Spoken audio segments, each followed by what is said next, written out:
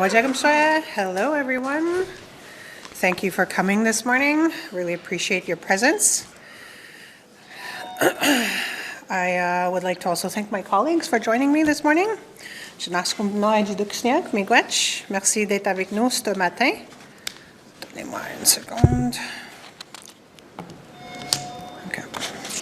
I'm here to speak about the Ontario Final Agreement. First, I would like to express my gratitude and my thanks to the Chiefs of Ontario and the Anishinaabe Nation, Regional Chief Benedict and Grand Chief Fiddler for really their unwavering leadership and negotiations that led to the final agreement that was signed with Canada in Ontario. This has truly been a long road, and I'm very grateful for everyone's dedication towards this important work.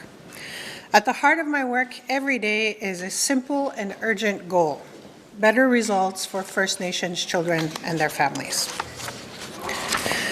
What this means: fewer children in care, fewer children entering care for the first time, shorter stays when intervention is needed, and more children growing up with their families and their culture in community.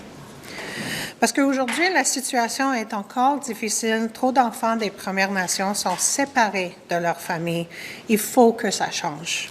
Too many children grow up in systems that were never designed by their communities. When First Nations exercise their jurisdiction over child and family services, we see the outcomes that matter the most, and we see significant improvement. The path forward that we are committed to follows a key principle. First Nations must lead with full jurisdiction and the resources to reach the goals that they have set. The Ontario Final Agreement is a powerful example of what is possible when agreements reflect regional realities and support solutions created by and for communities. It is supported by 131 of the 133 First Nations communities in Ontario, and it truly shines the line on a path forward.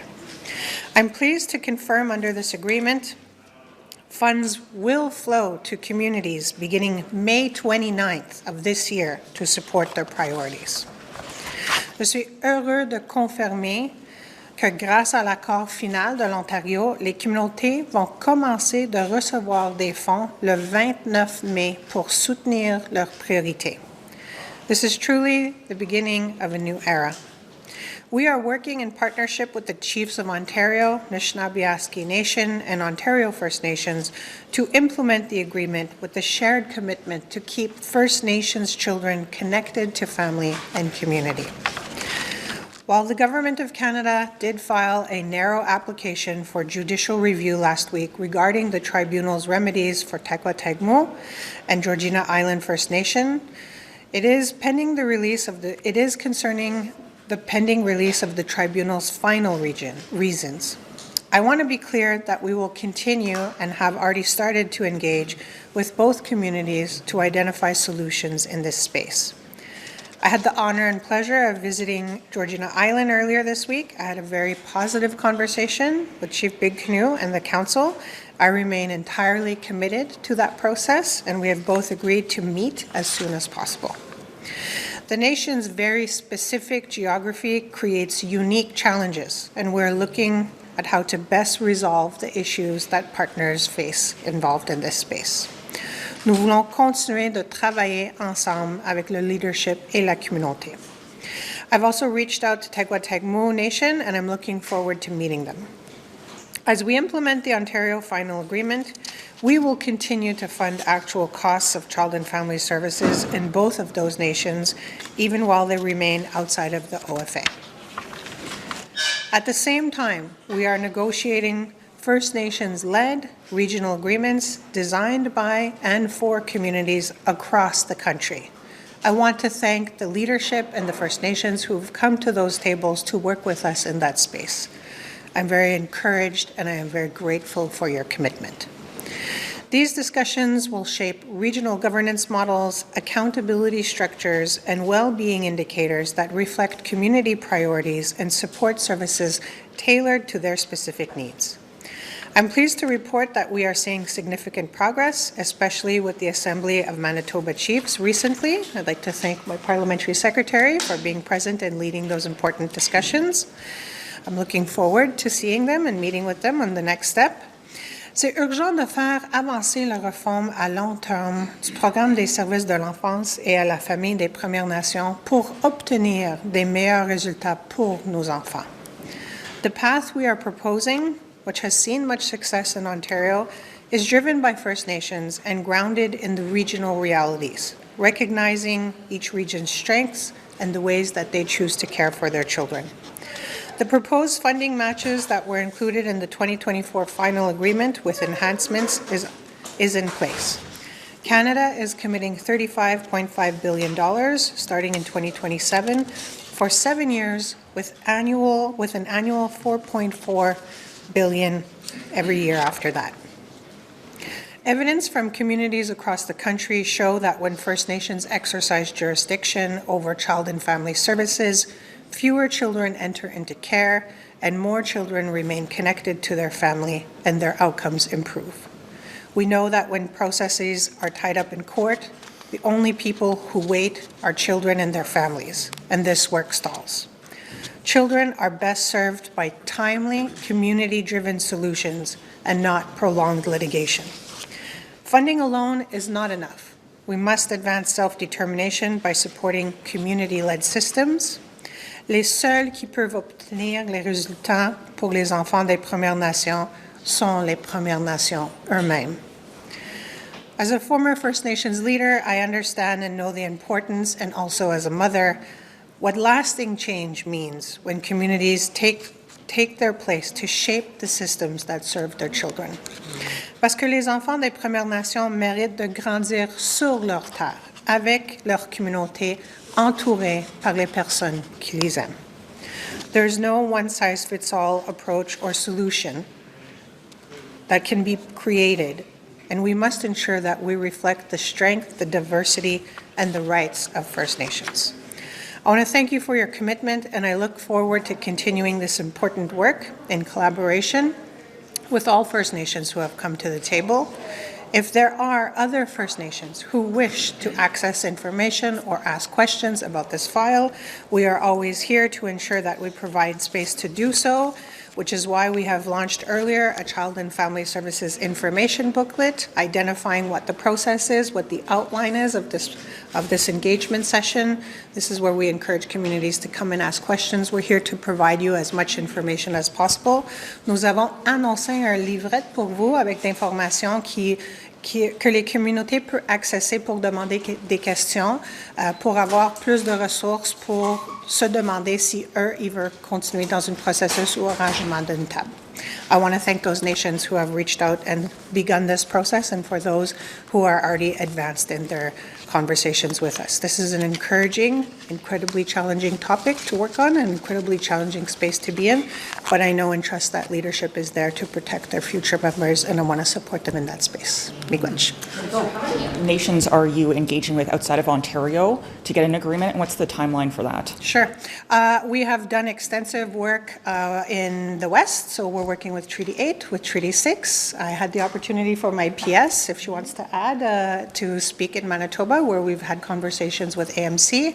I'm encouraged that we've started to have some conversations in Quebec. We are also having conversations in the Atlantic region. The CHRT has asked us to undertake this work and complete it by fall, which is a very short timeline. I think for me, instead of trying to rush communities to the table to have a final agreement, I want them to feel comfortable in the space that they need to take a decision. If they can express to me whether they wish to go on a regional framework pathway or a national framework pathway, I'm comfortable and confident to work in that space, and I believe that the CHRT will support communities in their decision making as well. Are you working with Saskatchewan in any way on child welfare? They've kind of suggested that that might be on pause. Well, I've had some really good conversations with Chief Swanson, so I think that this is, where we're starting. I've had other chiefs reach out to me. I'm encouraged by what's happening across the country. And, I really want communities to understand that this is a decision that they make for themselves. You come to the table, we have an exploratory conversation. If you feel this framework works for you, then we collaborate with you, we enter into partnership, we create an agreement for you. There are some places where we're continuing to do that work, and of course there are some communities that have expressed that they wish to partake in the national framework, which I respect. This is good work done in that place. But I think everybody here knows that I really believe in the space of self-determination. I'm always going to work with communities and prioritize those who wish to make these decisions for themselves and support them in that place. Sorry, go ahead, Lisa. On this announcement today, like what specific outcomes are you looking for from this judicial review on these two nations? Sure. Thank you for that question. It's a really, really important one. Canada did issue a judicial review. It is a narrow judicial review. I want to be sure that I get this information correct. For me, first and foremost, I want to say this judicial review was to access information. We did see a letter decision, which is a preliminary decision. And, you know, what the CHRT indicated was this is a summary decision. It is not considered a complete final decision, and without final interpretation of OFA and tribunals, orders and reasons in place. So I want to respect what the CHRT is doing. This judicial review is more of a push to get CHRT to give us the information that we need to really ensure that the conversations that we have with Georgina Island and Tequatagmo fall within, you know, what it is they were seeking to undertake with the decision that they issued. So we are in a place of trying to, just access more information to be sure that we're supporting communities with the outcomes that they're seeking to achieve. What are we seeking here, though? I'm seeking a comprehensive agreement. That would be my goal, but a comprehensive agreement that reflects the realities of what these communities are looking for. In my visit to Georgina Island, you know, I had to take a ferry to get to their community. And during the winter, this is actually travel over ice. And I heard from the council, I heard from the chief, I had the opportunity to speak briefly with, you know, the person in charge of CFS. Getting your children to school every day, getting your children to medical appointments, taking, you know, pregnant women to see a doctor, going to buy groceries. This is a very different reality for that community. They are remote. I think that's something that has to be recognized. This is one of the concerns that they raised with me. I really want to acknowledge Chief Big Canoe. She's done really incredible work in her community. This is a beautiful community. I encourage you to visit if you wish to see a very unique space and how communities travel to get home. But I'm there to support the community, ensure that we reflect the things that they're asking for. Can I ask about a separate topic? On S2, I just had a conversation with Ms. Idlot on Wednesday, and I spoke to Senator Adet yesterday. The one thing that Ms. Idlot said in terms of, you know, warming her up into to the government's position on this bill was your promise that standalone legislation was coming. Senator Adet said something similar, saying, she was going to give you the benefit of the doubt until the fall. Do you have a timeline to provide any of us or to the DOSU when we can expect the separate bill to come forward? Sure. I think one of the first interviews that I gave as a minister was my statement that I believe that second generation needs a standalone legislation. I still believe in that. I think that this is a space that we have to work in. Community has to work with us. One of the main decisions that I made was to expedite the collaborative consultation process. We have received information in that space. And I want to be clear that, you know, any work that we do in second generation is not about whether or not we address it. The question is about how do we address it? And what does community determine that next step looking like? That's the importance of second generation cutoff, is empowering the community to have the decision to identify their members and work within the space of status and work with Canada as a partner to transition into that space. While I want to respect the work that's being done at INAN by my colleagues, as a minister, you're not involved in that process. I am paying very close attention to the things that are being said there. And, you know, we're speaking about what does it mean to go beyond the Indian Act when you look at second generation cutoff. I'm very open in this space. I want to ensure that communities know and understand that I believe while status is a construct of the Indian Act, identifying your members and your citizens, especially the citizens part, is critical work that we have to empower them to undertake. And I'm open to that. fall too early then, or is it too early just to even talk about timelines right now? No, we have concluded the progress that we're doing. I'll be engaging over the summer, and then when we come back in the fall, I'm going to see, but I'm very committed to do this in an expeditious way. How's that? Minister, have you received assurances that with the changes that are being proposed to the major projects approval process, that there will be adequate consultation for Indigenous peoples, and what does that look like? I've heard about this morning, the things that were coming forward. You know, I want to speak in this space because I am a former leader. I sat at the consultation table. One of the things that's important is if you want your project to be successful, that consultation is critical. And I also think for those individuals who are investing into a major project, they want that reassurance of knowing that everybody who's involved in Canada is at the table and committed. So I do feel comfortable in that space. I want to acknowledge the work of my colleagues, but I also want to speak to those communities that are interested and wanting to work in that space. Your involvement is not just about social acceptability, it's about defining the parameters of protecting the investment that other groups are bringing into this country, which means they are contributing to the economy, they are contributing to the GDP. Major projects is not only about getting that social acceptability, it's about helping the communities build up and empower themselves in a space. We're here to build capacity in that space. I encourage, if you have questions or comments, to come to the major projects, and the minister is available. I think that this is the time that, as a country, we're not only trying to build the economy, we're also trying to ensure that people rightfully recognize and understand that the contributions that Indigenous people make in this space run into the billions of dollars with the GDP. So I'm happy to do work in that space, and I trust and understand that this government is going to respect what we set out to do. Given BC's contentious situation with its DRIP legislation, is the federal government having any conversations about possibly changing or repealing any elements of its federal DRIP legislation? This is something that I'm watching and keeping my eye on. While I think this is a very complex conversation to be had, I think that the decisions that are coming out of BC are challenging. But, I want to reaffirm what we have consistently heard in this House. The misinformation of thinking that land title and private property ownerships are at risk, no, they have coexisted for an indefinite amount of time. I think that the misinformation that's presented to the public is not something that is helpful. I believe that First Nations are here to help build this country. I believe that First Nations want to ensure that we can work together in harmony. How things unfold in BC is something that we're looking at. My colleagues and I are looking forward to see what is happening, but it is about having a conversation, a relationship, collaboration, and wishing, to ensure that we're moving this file forward and working together. Who's telling that misinformation?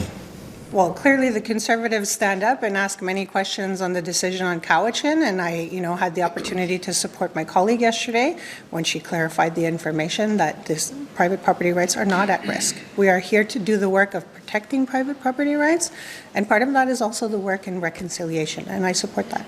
Could you give more detail on just how the Ontario money is going to roll out, like what happens May 29th, and just keeping in mind that each First Nation's needs are different? Okay, well, I think on May 29th, I would love to celebrate that with you. We are planning to host a really beautiful event. I invite you to come and attend because I think that this is going to be something that is historic for First Nations. I really want to give them the limelight and give them the opportunity to speak to that. About the Conservatives, MP Billy Morin yesterday was at a conference where he said that the Liberals are trying to turn all of Canada into an Indian reserve. I'm wondering if you have any comments on that. I have a lot of respect for my colleague, MP Morin. I think that as he tries to work within his party and reflect their position, I am sometimes, observing and wondering, okay, how does that look? We are here to support First Nations for their rights, their capacity, their connection to their land, their territory, their culture. I can't say that I necessarily agree with his comments, but I am here to work with MP Morin to ensure that he's able to work for his constituents in this space as well, and any other work that he wants to do. I respect him as a former Grand Chief, as a former leader in his nation. I'm not here to make any disparaging comments about, what it is that he's stated. I don't think I necessarily agree with that, because as the Minister of ISK, we are here to do work to support communities. My mandate is really one to ensure that I am redefining this space because I am an Indigenous minister, and I hope that he will work with me to do that. Okay, that's all the time I have. Thank you. Happy Goose Break, everybody. Merci beaucoup. Bon weekend.